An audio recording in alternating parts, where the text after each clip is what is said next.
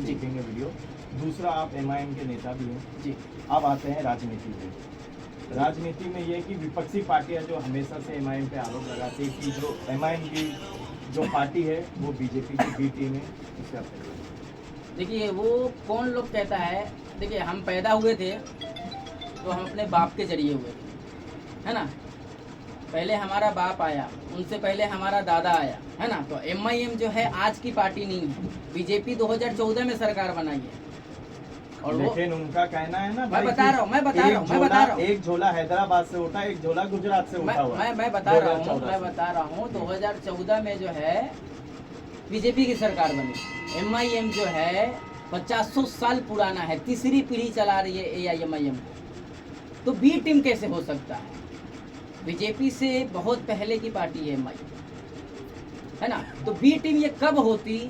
अगर जब बीजेपी सरकार बनाई और ये तीसरा कोई पार्टी ला करके खड़ा करता और उसके बाद बोलते कि हमको बैक सपोर्ट करो 2014 के बाद, उसको बी टीम माना जाए।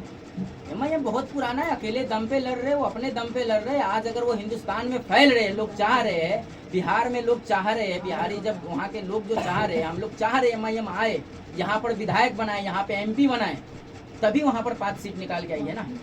तो ये लोगों को मतलब खल नहीं रही है कि ये यहाँ पर आए, है ना। हम हैं, हम ही रहेंगे, हम आरजेडी वाले हैं, हम आरजेडी ही रहेंगे, हम लालू ही रहेंगे, हम नीतीश ही रहेंगे।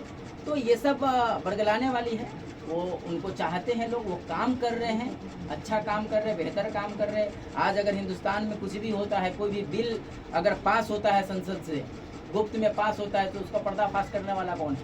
असदुद्दीन ओवैसी साहब। तो कैसे बर्दाश्त करेंगे ये? आप आज देख लीजिए बिहार का हाल क्या हुआ।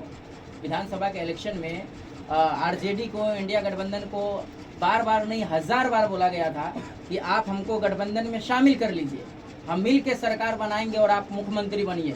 हम लोग समर्थन देने के लिए, हम आपके साथ मेहनत करने के लिए पूरा रेडी थे, पूरा तैयार थे। लेकिन आप अपने एटीट्यूड में जो है ऐसा गंवा बैठे कि अगले, मुझे लगता है कि अगले 15 साल तक तो पॉसिबल नहीं है कि आप सरकार में सत्ता में आइए। ठीक है, आप 5 लेके आए हैं, लेकिन पहले मुस्लिम एमएलए जो थे 35 थे, अभी 11 पे आ गए हैं। तो आप कितने पे लड़वाए?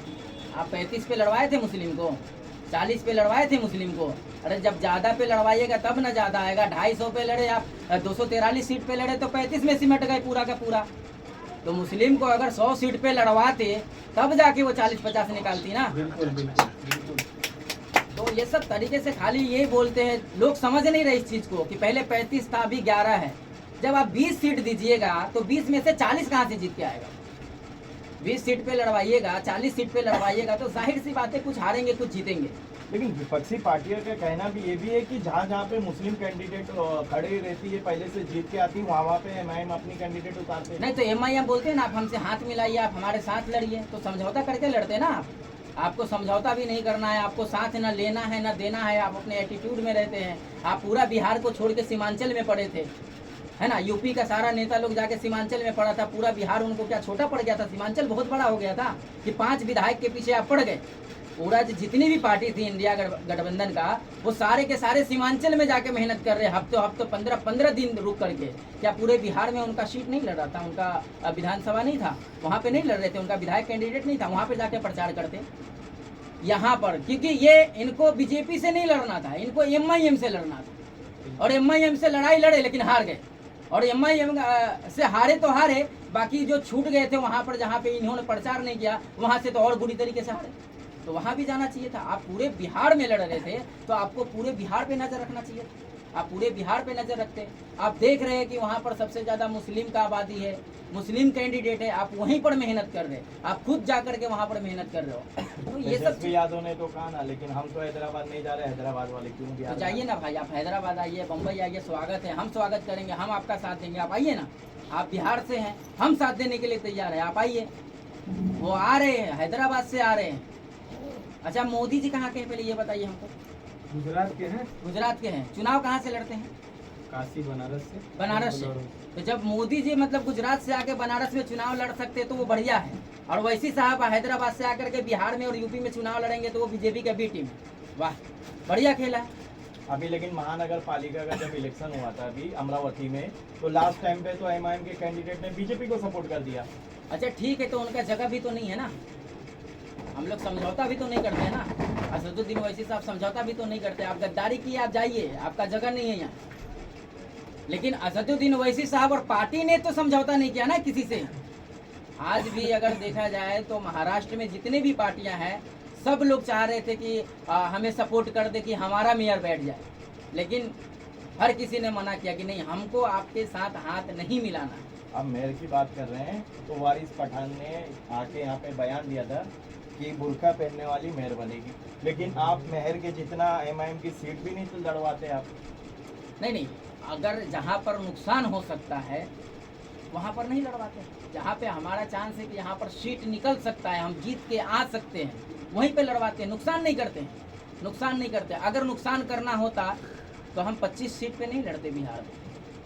नुकसान अगर कराना होता तो हम 25 सीट पे नहीं लड़ते, पूरा 100 सीट पे। जब अख्तरुल इमान साहब ने और असदुद्दीन ओवैसी साहब जब बोले थे कि हम पूरा 100 सीट पे लड़ेंगे तो लड़ गए होते। अगर सोचिए ना, अगर हम 100 सीट पे वहाँ पर लड़े होते तो इंडिया गठबंधन का क्या हाल हुआ रहता। 25 पे लड़े तो वो 25 में रह गए।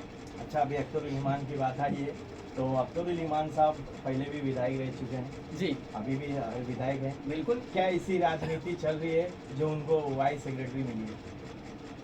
वाई अभी देखिए उनके जान का खतरा है, क्योंकि कंटिन्यू जो है एमआईएम का दामन थामे हुए हैं अभी काफ़ी दिनों से, और जो है एमआईएम के लिए काम कर रहे हैं। और अच्छा नेता है तो बहुत लोगों के नज़र में चुभ रहे हैं।